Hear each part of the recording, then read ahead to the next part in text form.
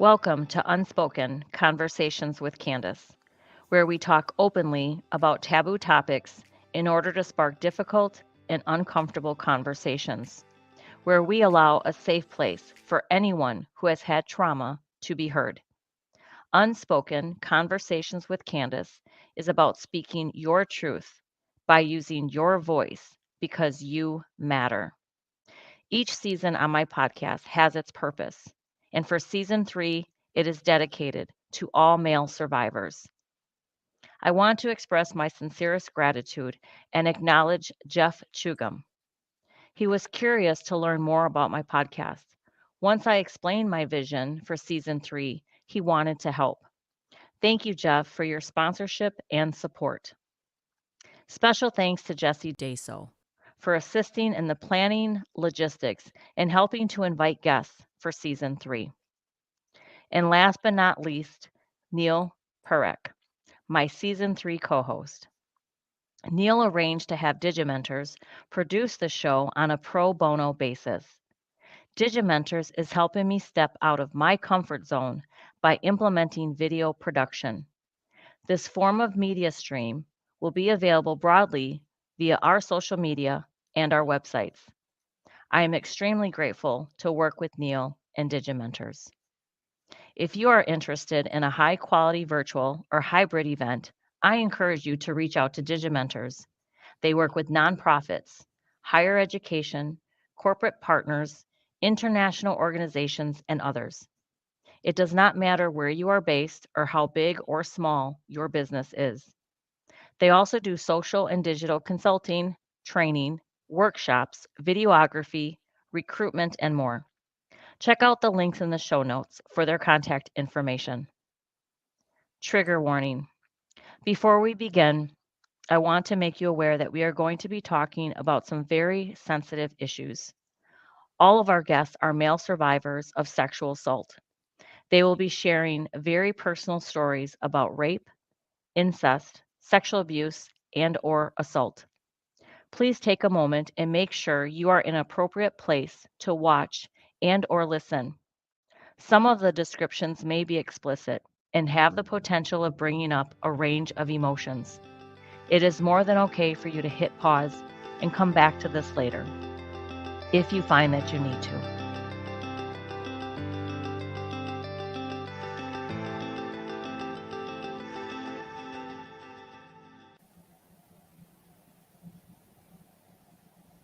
Welcome, everyone, to another episode of Unspoken Conversations with Candace. I am your host of the show, and I'm happy to have my co host, Neil, with me during this important season 3, dedicated to all male survivors. Thank you, Neil, for being on this amazing journey with me. I'm so glad that you're riding along on this journey with me. I really appreciate you.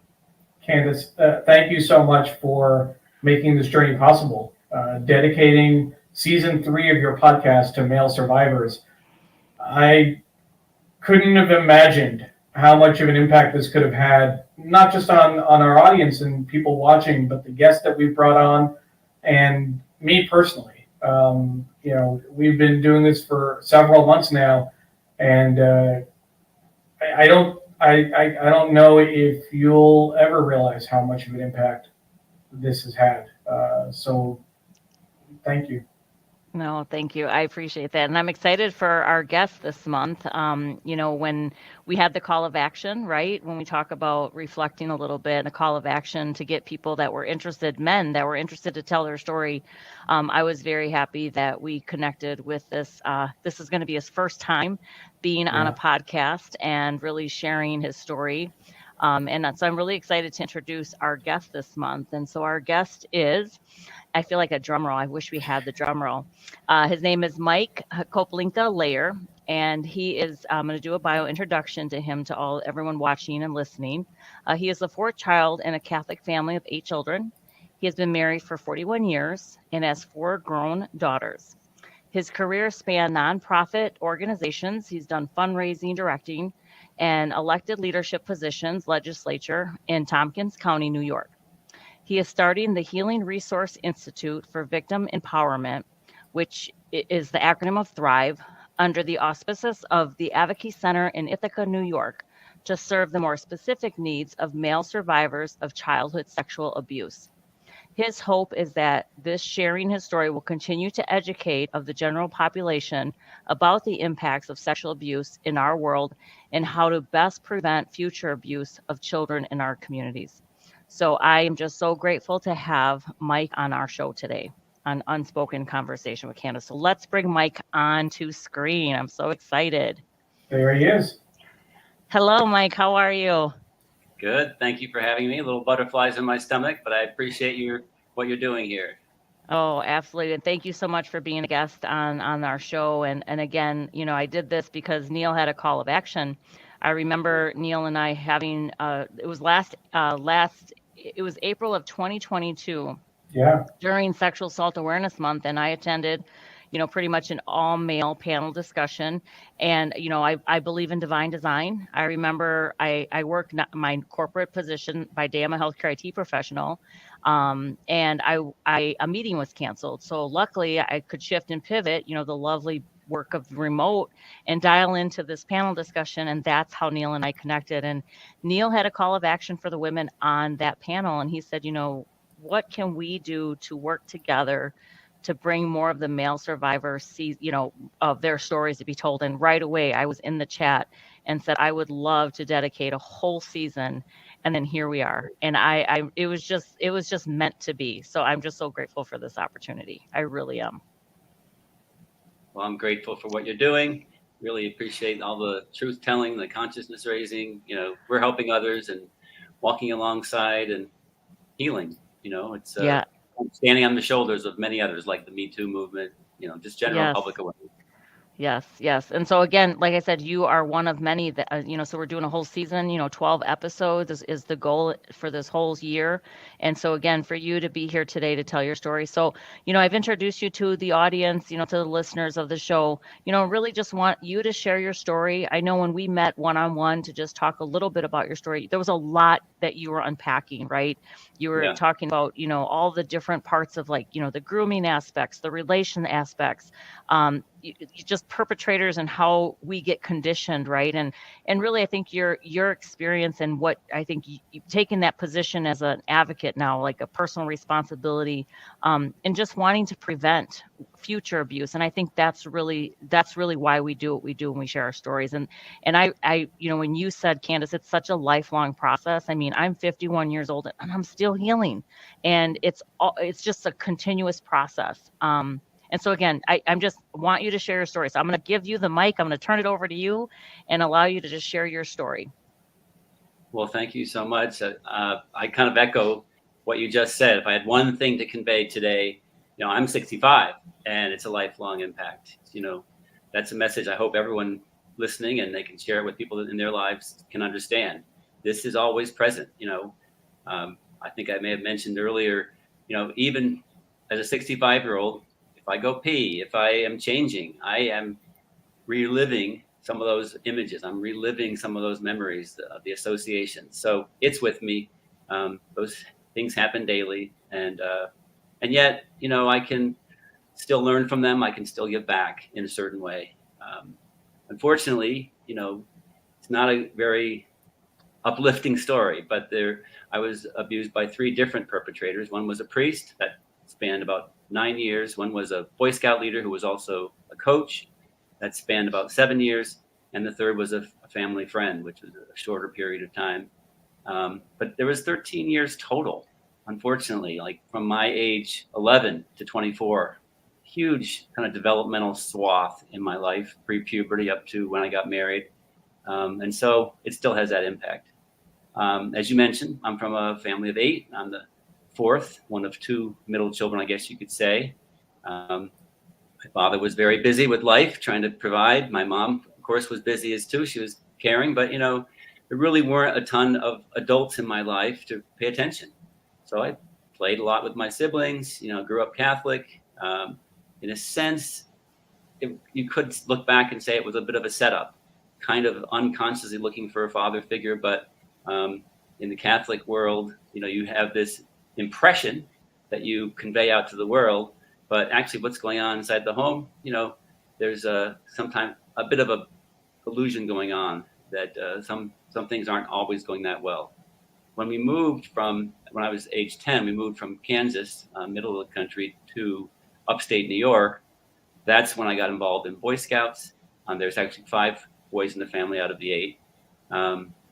And that's when, unfortunately, all the groomings did start, both with the Boy Scout leader and the priest.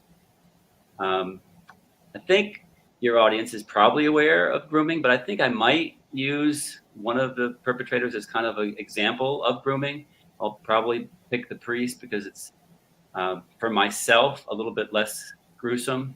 But it was actually started when one of my siblings had gone to this retreat year before me. Another older sibling had gone before him. So we had 2 siblings who had gone to a youth retreat in upstate New York.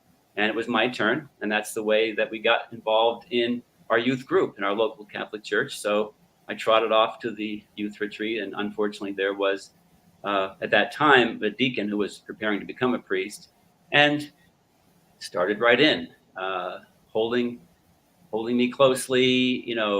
Different phrases were said, trying to draw us in, all the youth. But I think he was kind of trying to pick out which ones might be more susceptible. Things like just touching foreheads when we prayed. So it was not an easy time. I thought it was awkward, but then I thought, well, it's attention, and he's treating me somewhat specially. He learned in that retreat that I was somewhat physically active. I like to play racquetball. So he was from a different parish than what I grew up in. We did actually have priests in our house for dinner sometimes. We were active in the church. Sometimes they'd come over for a game night. We'd play charades. So it was not unusual. He was from a different parish. He knew the priests in our parish. So he would stop by and pick me up, and we'd go play racquetball in the local Y. And this would continue. Unfortunately, that's part of his MO. He was trying to get me undressing in front of him, kind of seeing myself in the nude. We'd go swimming. He'd see me in the showers. He'd see me in the sauna. It was not easy, but again, it was some attention. Then he would take me out to friendlies. So there was some positive things in addition with the awkwardness, and that continued. Very interesting for me to reflect, to think back when I was much older. So this happened when I was 15. It continued to when I was 24. But my parents had a 25th wedding anniversary, and one of the gifts. So I'm in college at this point. I'm in college still. This priest is visiting, and I'm actually visiting him. And I and some of my siblings prepared a little gift, 25th wedding anniversary gift for my parents. This is like a little ink box that each of the 4 older kids had a little quadrant. That's me in the upper right in that picture. And interestingly enough, at age 24, after 7 years of being involved with this priest, what did I put in my little quadrant? It's a picture of the priest joking around with another priest from our parish. And actually, I cut off the picture. That's the top of my head in that picture. So they're kind of goofing around. It might have even been at my house. And this is the way that he, and I would say they, perpetrators, got into our family's life. My mom, I did not remember this story, but years later, when I was processing this and actually had a kind of a legal issue arise that I had to make some statements, and my mom wrote a letter. She put in the letter that this priest on a Saturday morning came by the house to pick me up for racquetball. I was sleeping. We lived in a house that was big enough he had to go upstairs. My mom said, "Go head upstairs and wake him up." In this day and age, that would be unheard of. But at that time, he paraded right up to my bedroom. I slept in my underwear, not even pajamas. He woke me up. So that's the kind of thing that was very, I guess, familiar to our family and not thought of very much. So that progressed. Unfortunately, he started making passes at me. He's actually not just kissing me on the forehead or praying, but he would actually start kissing me on the lips. And at one point, we were in a private room in the rectory. I would visit him sometimes in the rectory, and one of these private rooms happened to have a twin bed on it, and happened to have a desk. And we were sitting on the bed praying. He was actually saying my name, Michael, in Hebrew and what it meant, and trying to be, quote, spiritual. And then he pushed me over and lay on top of me with a full erection and had, started French kissing me. It's like, what the heck is happening? And to this day, I think, why did I keep going back after that incident? I was petrified. I got myself kind of out of it. I remember walking downstairs after that incident in the rectory and looking at the housekeeper, a woman who helped with the kitchen and everything. I thought, can she tell? Can she tell what just happened? I'm freaked out. And anyway, I did go back. I think that's the nature of grooming. There's this engagement. There's this kind of intricacy that happens that then you are kind of hooked in. Oh, it wasn't so bad. I remember as a teenager thinking, this is very odd for a teenager in a middle-class family, Catholic family to think. I think, well, I'm not getting cigarette burns. I'm not in a Vietnam pit looking up at a screen with food dropping down. It's not so bad. It's very interesting. Why would I ever think that? It's just this odd dynamic that goes on. And unfortunately, that continued. It stopped when I got married at age 24, but he did actually continue to stalk me after I had 4 children. We're now talking like I was 38 years old, so it stopped at age 24. He came to my house. I wasn't there. I was at an elected official meeting, and my wife was there. She knew exactly who he was. She did not let him anywhere near the house. She just kept him out in the yard. But that's the kind of dynamic that just kept on going and kept invading, in a sense, our life. Mike, do you mind if I ask you a question? No, go right ahead. So in thinking about our other guests that we've talked to, and this issue of grooming hasn't come up as frequently. I mean, it's something that I'm hearing you and listening to it.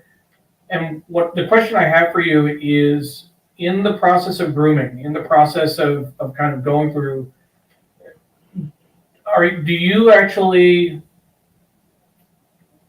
you convinced, or did he make you think that you were engaging in an activity of your own free will? Is that effectively what grooming is? Grooming is more of a psychological process, bringing you under their spell, and getting the family involved and all that, so that various people in your life are assenting to, oh, it's fine for this priest to pick up Mike. Okay. So it's more of a psychological. You're under. This is the Scoutmaster. But one time where I was coming back from a camping trip with the Scoutmaster, everybody else is asleep in the car. It's a late afternoon, early evening.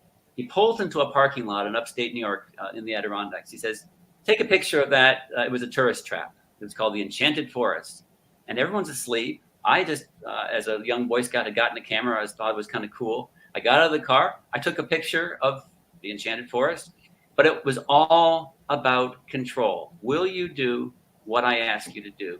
It's just getting you under that control. Will you follow suit? Will you not scream loudly when something really untoward happens? Okay.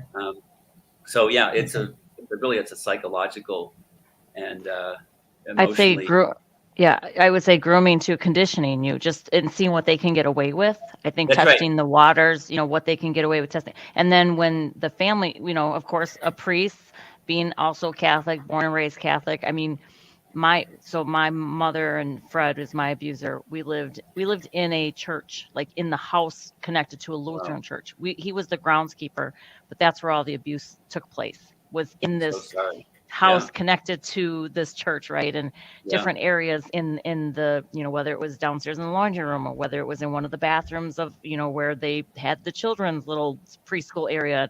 I mean, hearing you talk, it just reminded me those vivid memories of where different rooms of where my abuse occurred. And so it's like that grooming, that conditioning. And I hate to say it, like we equate it as when we're abused and we're manipulated to believe that this is our normal. It's almost like you think you're in a relationship with these people, right? But you're not. And it took a long time for me to realize, like, because I was torn. There was a part of my life where I kind of, he was my father, but then when it shifted and the abuse happened, what is this? And then, Right. him being with my mother, and then, like, what does he need me for? It was just so confusing. Yeah. But I think even from the Very. priests that we're, priests and nuns, and I mean, you see so many documentaries about, again, taboo, but it happens. It's the Yeah. reality. And then you Yeah. wonder why people don't want to go to the church. You wonder why people have their views of what's happened. It's because we need to hold anybody accountable to the hurt and the harm that they've caused these innocent children, and how it's affected them in their life. And Yeah. so you disclosed to your wife then, Michael? I'm curious about that whole dynamic Yeah. with your wife and how, I just that Yeah, happened. I disclosed with my wife that she was very supportive. I disclosed to my family. This is in '02 after the Boston scandal broke. Actually, I also, at that moment in '02, I had enough resource. I had been a caseworker in social services, so I understood a little bit more about these dynamics. I wrote 6 of the upstate New York bishops. They were about to have a conference in Dallas. I said, here's some ideas that you should protect children. Basically, I was thinking about a Truth and Reconciliation Commission kind of thing. So I was out. I was talking to the diocese that he was part of. I talked to my family. They were very supportive. I literally went to the diocese that this priest was in, and I offered my services. They have a training process. They had a binder, and I took part in that training. And then afterward, I realized this is a start, but it's not fully vetted in terms of a survivor perspective. And I offered, I'm a survivor. I will add to your training. I'll be present at these trainings. And they said, thanks, but no thanks. And, even when I was an elected official, for instance, I was processing. I was going to therapy. I had years and years of handwritten journals.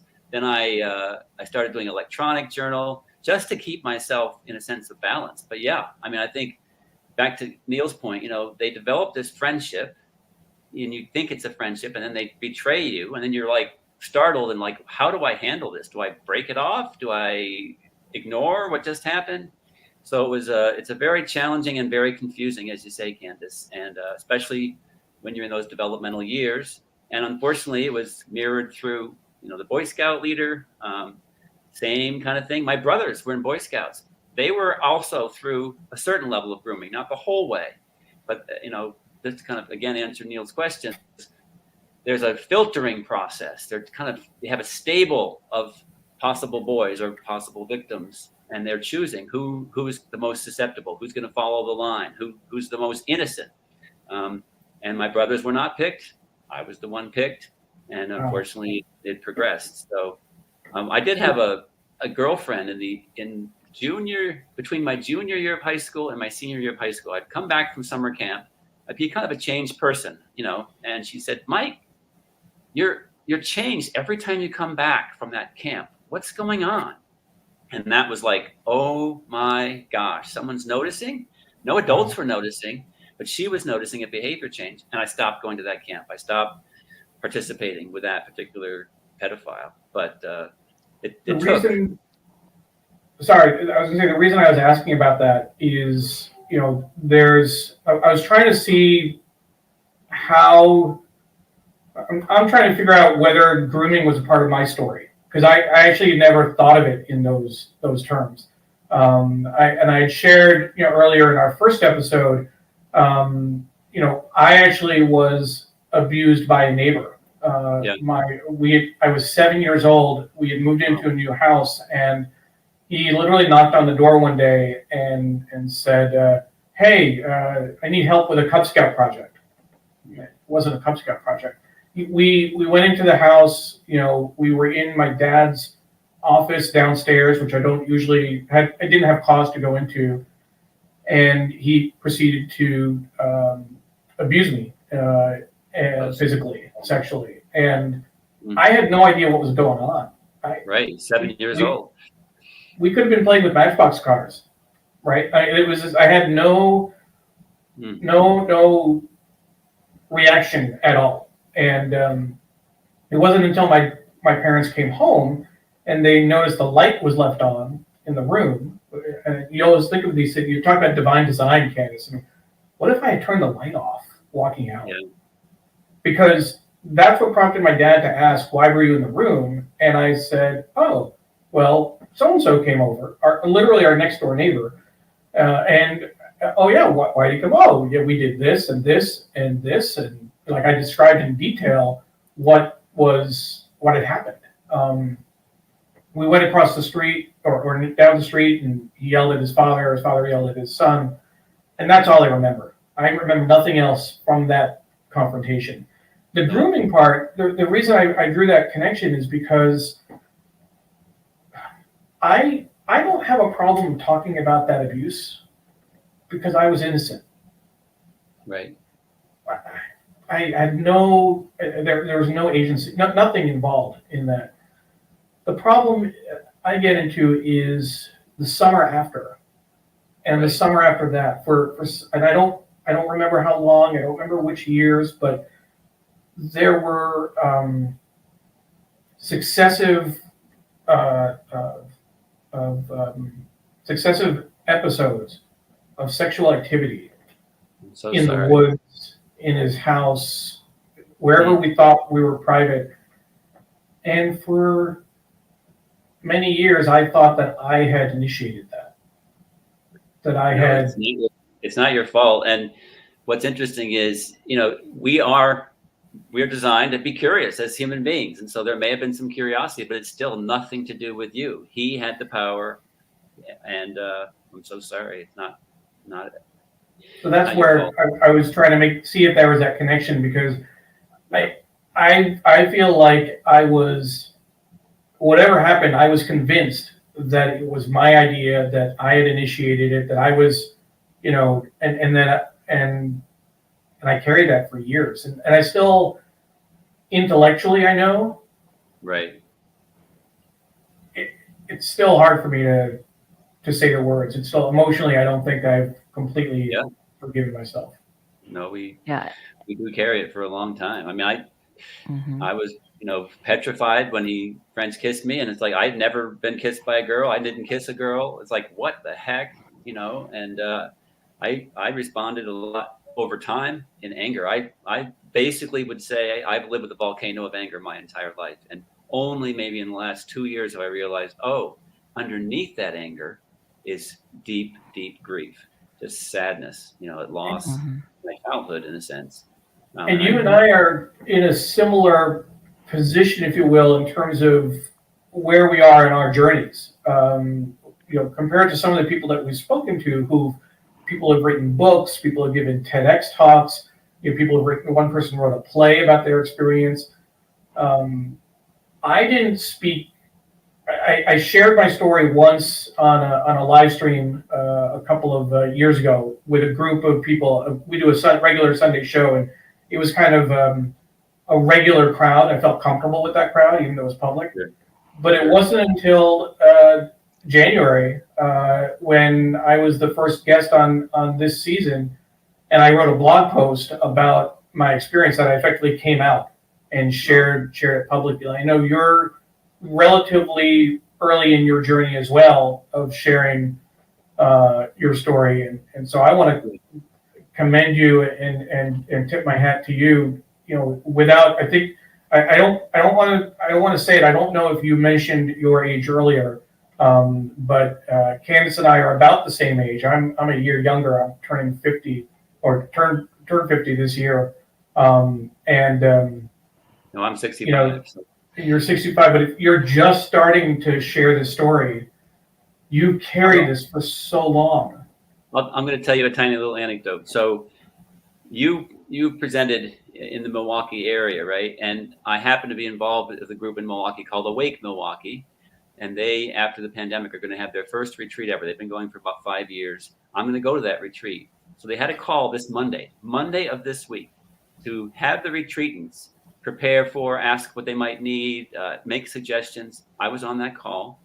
Only in the middle of that call did I realize, oh my gosh, I am going to a Catholic retreat center the first time since I was 15. Wow. What's that going to be like? Now, I have a lot of resource in my life now. I have therapy. I have other things that I can use. Yeah. It just hit me like a ton of bricks. It's like exactly 50 years later. 50 years later, and I'm still getting those kinds of. It's my birthday was June 9th, just earlier just recently, and it's a lot. It's something that we've talked about, Candace, where it takes a while for people to. There's usually a long period of time before people tell their story, before they can actually get it out. They say the average age is so Lori Poland, who's the national founder of NCAN, her and I were having a dialogue conversation. She's just, very informed with statistics and numbers. And she said, I think the average age of someone to come out with their story is like 52 for male or female. They average it out to like 52. Wow. And a lot of times that they wait, or the reason why is because they wait for their abuser to pass away or die, or and so because you just are worried and scared and fearful, even in this stage of our life, right? Yes. I think for me, the pandemic was when I took 3 years to write the book and I finally published it. It was because I work in healthcare. So I kept hearing the people passing away of COVID, right? I got scared. I mean, I was living in fear thinking, what if I die of COVID and never tell my story, never finish this book, never do this one thing that I know is important to do, even though it's not about the sale of the book or how much. No, it's about the impact. And now I understand. Yes. Now I get it. Like, oh my God, like this is why I'm doing what I'm doing. It's a personal responsibility now that I have to share my story, because not only am I an advocate for myself, but I'm an advocate for other people. I am building community. And Mike, I'm interested about that retreat you're going to. It's in Milwaukee here. It's about, I think I've heard that it's like a half an hour north of Milwaukee. Yeah, I think. Because I know the Aurora Healing Center, I know usually helps to fund a retreat for male survivors. And I don't know if that's the same one. And I know a good friend of mine, Sean Hittman, who's also going to be a future guest on our podcast here. But I know he talks about that retreat. So I'm curious, like I'm telling you, it's such a small world. You just never know. And so I'm just curious to learn more about that. And I'd love for you just, to plug the podcast as a resource when you go to the retreat. Oh, sure. Hey, we're doing this podcast, and go listen, go check us out, because we have to spread the word. This is a ripple effect, and the work that we're all doing. No matter if you tell your story now, you tell your story in 6 months, you never just tell one person. All of our guests have all shared great nuggets of information about this lifelong healing journey, and that we are stronger when we're together and we're not alone. And that's the beauty of it. We're not alone. We have one another to lean on. I'm part of a weekly male survivors group on Zoom that Mike Koplinka-Loehr, who wrote a couple books. The most recent one is Leaping on Mountains. Anyway, he facilitates that. And I told them on Wednesday, I said, I'm on a podcast, and, they said, we want to listen to it and we want to definitely spread the word. So thank you for what you're doing. It's interesting. At one point in my journey, I live in an upstate New York community where there's a big university library, and I went to that library. This is after 2002, and I checked out every single book on male sexual abuse to try to figure out, first of all, how could I heal? But then second of all, I wanted to wrap my arms around what should I expect in the future is going to crop up. I wanted to get the full gamut. And I thought, okay, if I tick off my list, then I'll be done with this by the time I'm 40 and I'll be free, right? And here I am, 65, still lingering, all these different things that are still with me. I wear baggy clothes, so no one can be, looking at me in a luring way, that kind of thing. It's just fascinating, the things that linger and need a community to help you heal from. The one thing you mentioned, Mike, you mostly talked, in telling your story, you focused on this priest that was involved in your life for a number of years, but you started the context that there have been three different people that I say that again. This is where there are occasions where I can identify with parts of our guest stories, and sometimes I'm just, oh my God, I can't even imagine what that would be like. I had one person that had abused me and that I had some follow-up things with. I know other people who've had multiple people abuse them over, in different scenarios and in different times of their life. And my heart goes out to you. I just cannot believe what that would be like. Yeah, thank you. I don't know. At the time I felt like I had a target on my back. I feel like I was blonde hair, blue eyed, wide eyed and innocent. And some people could just sniff it out or something. And they were just like, oh, there's there's a potential victim. Let me line them up. So I don't really know, but I think there probably is some sort of innocence, and take advantage of innocence and use people's power. I mean, the Boy Scout leader was actually my employer. I worked on a waterfront. He was seeing me change into and out of swimsuits, and then it just escalated on camping trips and stuff. So it's just horrific. It's gruesome. Nobody really wants to hear this stuff, but it's real. People need to know that it happens. They need to know that it happens to men. You need to know that there's ways to prevent it, and we can heal in community, like you're saying, Candace. Yep, and be proactive to educate, right, the next Absolutely. generation, so that we educate so that it doesn't happen to their children, because nobody wants that. Nobody wants harm coming to children. And so, you know what, I just want to commend that girlfriend, whoever she was, right? That's when she noticed your behavior changes, and you know, she said something, and then that's when, you know, I think that's when your healing journey, I think that light bulb, I remember when we talked, it went off. And then, you know, I know we also talked about like the importance of mental health, which we here on this podcast talk, the importance of mental health. I think with the pandemic, again, it's kind of come to the forefront. Everybody's doing mental health and take care of yourself. And you mentioned a book about, it was called Evicting the Perpetrator, and that there was 4 S's. You talked about the shames, the silence, the stigma, and the secrecy, and you know, the impact to the relationships. I know you and I had a lot of conversation about it affects us. Like, we don't trust people, you know. And so, you know, you want to talk a little bit about that resource, because I thought that was really powerful when we spoke. Yeah, you know, that book, Evicting the Perpetrator, one of the most powerful things was how, I'm going to be a little bit crude here, but how much the dynamic with the perpetrators becomes what I call a mind fuck. Basically, they get into your head. And so literally the image on the cover of that book was a picture of someone's head. It was a male victim, and the top of the head was open. It was a drawing, and there was somebody kicking out the perpetrator from inside their head. You know, it's just like, how do you actually evict someone who's gotten into you that deeply that you carry them around? And not easy. And it does take a lot of, as you say, mental health support, treatment. I've gone through many, many modalities. Most recently, what's been most successful has been this male support group. Yeah, there it is. Exactly. There's that book, Evicting the Perpetrator, which is just an incredible idea. Because that's what we need to, at some point, I mean, we need to work to that. That's right. I'm curious.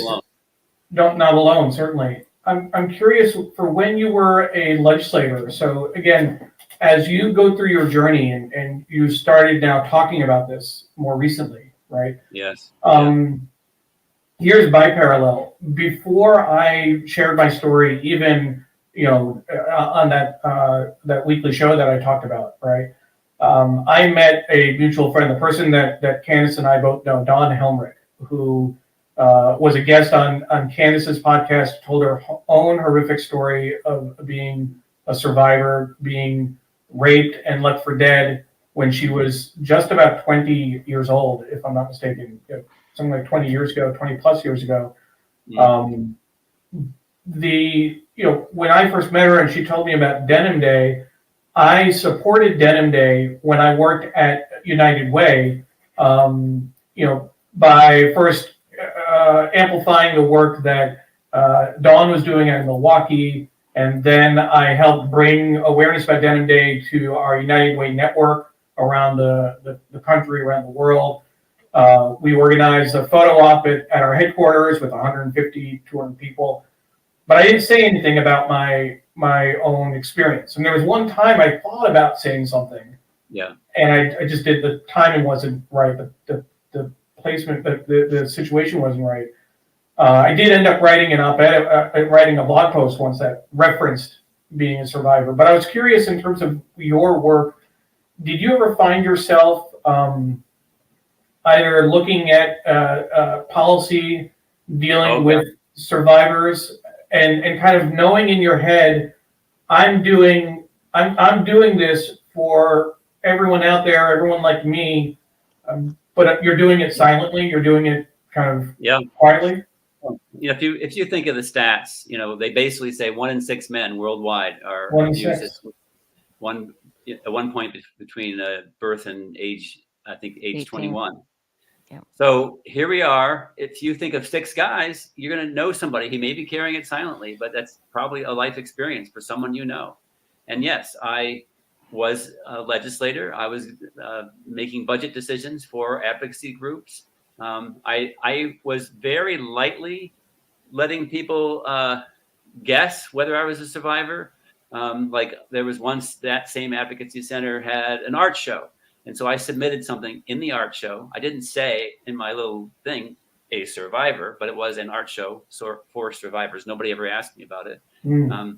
More recently, in the last year or two, we put in our Christmas card that I'm starting this organization. Our Christmas card goes to maybe 250 people because I was a legislator. One person asked, are you a survivor? People don't, it's taboo. People don't want to talk. It's a gruesome topic and people feel uncomfortable. And so they just don't bring it up. So it is hard. I did try to share a little bit. And this is kind of the first time I'm really being more direct and clear. And notice I'm no longer a legislator. There is a stigma that attaches even to victims that, he might hurt my children. So I'll keep away from him.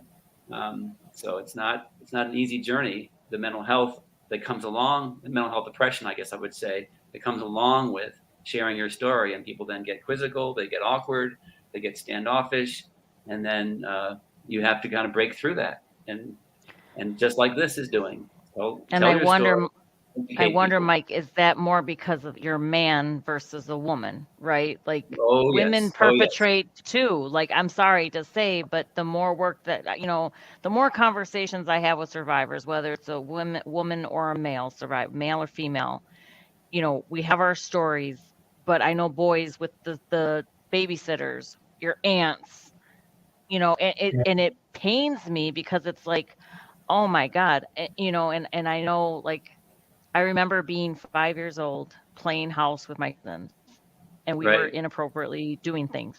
But I had already been touched at 5 by my uncle. And so I was demonstrating behaviors. I remember somebody peeking in on us, all these kids playing house, but people are touching people. So things are happening.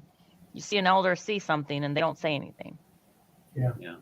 And that we were literally 5 and probably 4, 3, 6, all kids playing, touching, like, and it makes me so upset because I'm like, I was participating and I was 5, but we have to say something. You see something, you say something, right? That wasn't right. And I still carry that shame with me, even though I was 5 and my uncle was doing that to me. So I was doing it, or people were doing, like, it was just, we were playing house. Like, it was a cool thing to do, but that was a wrong thing to do. And so this whole thing with stigma, with, perpetrator, it doesn't matter. You can be, it frustrates me because we just got to figure out how to solution. And I know, like, I'm sorry, forgiveness is a big thing we've talked about a lot on this podcast. And I know, like, my abuser asked for my forgiveness, said I was sorry to me, and I forgave him. And I've forgiven the other abuser, 2 family members, but that's not everybody can do that. And, I'm not there. I know. We've talked to a number of people about, and Mike, I'm curious about where you are with that. But I know that several people that we've spoken to. I think in particular Candace, Nathan, earlier in the year, and even Callan, both talked about the importance of forgiveness. And I can't even imagine going there. Like, I'm not ready to do that. Mike, where are you with that?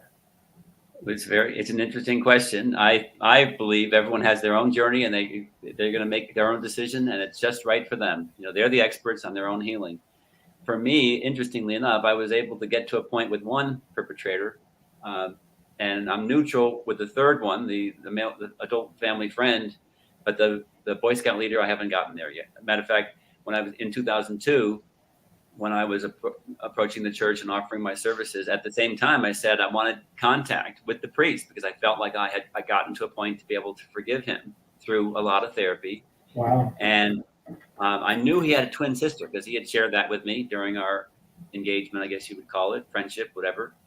And And so I contacted the sister, and she told me that he was dead. And other victims of his, later on, I learned, felt like, yes, they were told that he was dead, but they wonder if the Catholic Church just didn't give him a whole new identity. There was never an obituary. There was never a grave. Wow. So people don't know. I think he's dead, but I did get to that point with him. I've not gotten to that place. The other perpetrator lives in my community, is still alive.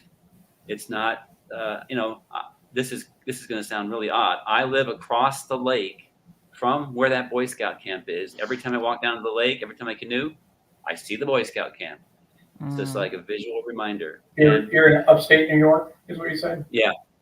Where in Finger Lakes or? Yeah, it's the Finger Lakes. It's Lake Cayuga. So it's not easy, and yet, this is all very interesting. How even the things that trigger us also can heal us. I like to swim, so I go to the YMCA to swim, but that's exactly the place where the priest took me. So it's like I swim to heal, and it reminds me of what happened. So same with walking down the lake and seeing the Boy Scout camp across the lake. It's like, oh my gosh, I enjoy going to the lake, and it's right there in my face every time. So it's not an easy journey.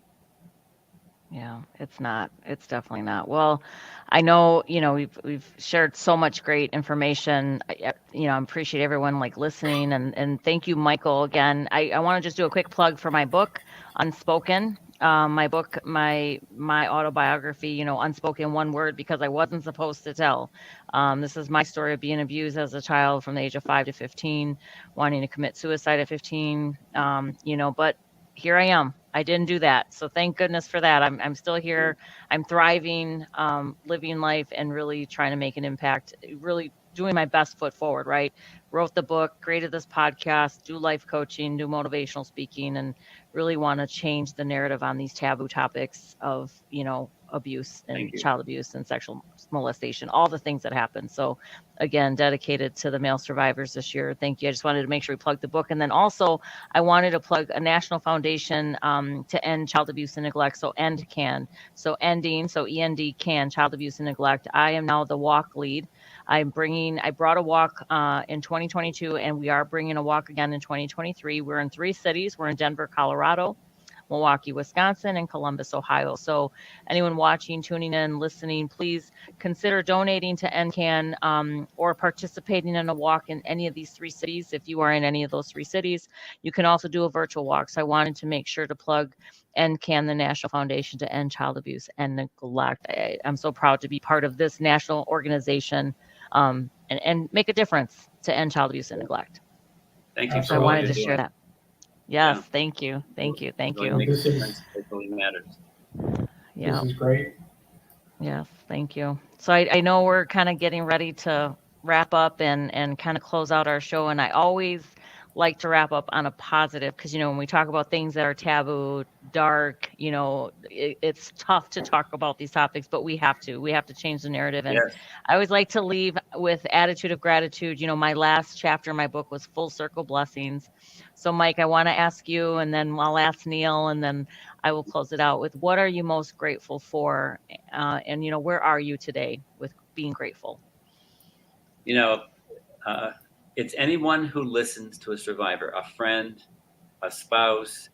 I'm really grateful to the listeners, because that is actually what begins the healing. That gives safety for a survivor to actually share their story, to say what their day is like, to say, what is hard, what is an epiphany. So those people in their lives, my life, who listen to survivors unjudgmentally, I give them absolute kudos. And, I also am thankful for the courage of every single survivor. We are here. Some survivors did not make it, but, I appreciate the courage to just show up every day and work on your growth and moving towards wholeness. And thank you for this podcast. Thank you. Thank you, Mike. Appreciate it. Neil, what are you most grateful for? Sure. Candace, we've been doing this monthly now for several months. And you and I first connected, as you said, in April of 2020. So we've been on this journey, 2022. We've been on this journey for a while. I am eternally grateful to you, Candace, for this season. I've joked before that even if nobody watches these podcasts, it's been a great experience for me. It's been a great learning process to talk to other survivors, to hear their stories, to grapple with these issues of forgiveness and dealing with guilt. And you know, we talked about mental health just a little bit. I actually feel more of a stigma around mental health than around the abuse. For personally, I don't share with people. I mean, I know that this isn't necessarily going viral, so when I talk about it, I don't feel like it's getting out too far. But I suffer from anxiety. I suffer from depression at times. I mean, Candace can tell you stories about how much I'm racked with guilt around work and what I do and don't do and what I feel like I should have done. Um, but talking about that and sharing that um, more publicly, talking about seeing a therapist, I think that is, I feel more uncomfortable talking about that than I do about abuse. So I'm also thankful for this focus on mental health, Candace, because that really is making a difference, and I can only hope that it's helping others as well. And I'm sure that we are. I know we are. I know that the ripple effect is happening. And what I'm grateful for is the fact that, I'm alive. I'm grateful for life. I'm just grateful to have a community now, building the safe place for, anyone who's been impacted by trauma, these taboo topics. We have to talk about them, and I'm trying to bring it to the forefront. And I just appreciate the opportunity, that I believe, I say divine design because people come into your life for a reason, sometimes for just a season. But I think every person I've met through my podcast has just helped me to meet other people, right? That have just built up this community and I learn from others. So with every podcast episode, I'm learning. I'm healing. Like this is still healing for me. And so Mhm. Yeah. it just gives me what the fuel that I need to keep pushing forward. And so for that, I'm thankful. Thank you. So thank you, Mike, for being an amazing guest on Unspoken Conversation with Candace. Thank I you. appreciate you. Thank you so much. Thank you so much. Thank And you so both. Neil will, thank you. Thank you, thank you. So Neil, as we begin to wrap up, Yeah. what are you thinking here? I'm so excited to. Oh my God. Oh, It was so great to have Mike on the show, and yeah, I feel, you know, in talking with our other guests, I've had that feeling of being, um, if this makes sense, almost like a little kid, and I'm looking up at adults, in the sense of on this journey, right? mhm. Someone like Nathan, who's given a TED talk, and Callan and others who's written books. Kenneth, our second guest this year. I mean, I learned so much from them.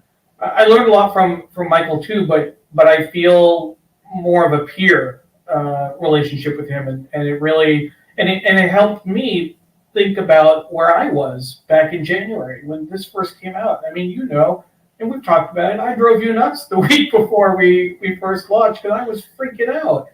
But it helps when you see someone else in that same on that journey in that same kind of stage. You reflect on kind of how far you've come, and it helps to think about the idea that I'm making some progress. I mean, it's not. I'm sorry, it's not all about me. I apologize for doing that, but No, do not it's apologize. I, I, that's what having Mike on the show really did for me. Is I mean, aside from still having to deal with the idea that he was groomed and abused by three different adults for so long, um, this is just amazing to be able to talk to people who can share, and for Mike to be able to share his story even later in life. Mhm. That so many benefits. So I mean, getting that off his chest and being able to kind of work through that, it's incredible to meet people like this. Yes, I agree. And Neil, don't ever apologize because, we're doing this important work and you running production and you doing this with Digimenders, like I am so extremely grateful that our paths and that we're doing this together. You are an amazing co-host. You are great at detail, and I can't even imagine how I would have done this. I wouldn't have done this. I would not know how to work the technology, even though I'm in IT. I just really So appreciate you. I'll be the Candace translator for folks in case people aren't understanding when she says I'm great at detail. I have a little bit of OCD and I drive her absolutely nuts because I'm, we're focusing on X, Y, Z. But I think that is it's we complement each other, We do. and I think that's where you see that really great partnership. I focus on the detail and the production. I mean, yeah, I'm producing the show while we're talking, which is not Yes. always easy. Yes. But you keep me grounded, Candace, and I can only hope and pray that I'm not a one season acquaintance. That we can keep this connection long after this season and this podcast is over, because you Definitely. really have made a huge impact Definitely. on my life. Definitely. Well, I definitely have ideas. I have some ideas brewing. So, You're so not done with me, huh? so Unspoken Conversations with Candace isn't going anywhere, and neither is Neil and Digiventure. So I will just declare that right now. Great, great. Well, thanks everyone for tuning in to another episode of Unspoken Conversation with Candace. We'll look forward to seeing everyone next month. Have a good one. Bye now. Bye bye.